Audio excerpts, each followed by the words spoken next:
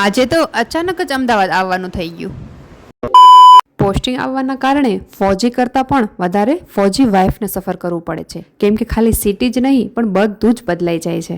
તો આજે હું અને એશુ અમદાવાદ માટે નીકળી ગયા છીએ, કેમ કે અમારે અમદાવાદ પોસ્ટિંગ આવ્યું છે.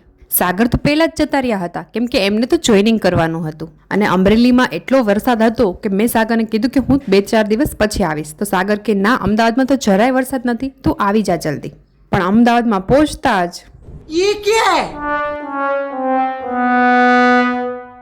મેં કીધું તમે તો કહેતા હતા ને કે અમદાવાદમાં વરસાદ નથી, તો આ શું છે? તો મને કે એ તો આજે જ આવ્યો છે.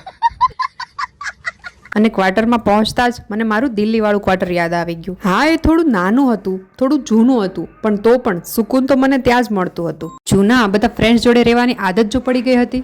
હવે અહીંયા આવી તો ગઈ છું, પણ કાંઈ ખબર પડતી નથી કે ક્યાંથી શરૂઆત કરું. શરૂઆત તો કરવી જ પડશે, એટલે બધાથી પહેલાં શોપિંગથી શરૂઆત કરી. બાકી બધું કાલે કરશું. મળીએ નેક્સ્ટ વિડીયોમાં. વિડીયો પસંદ આવે તો લાઈક, શેર અને સબસ્ક્રાઈબ કરજો. બાય.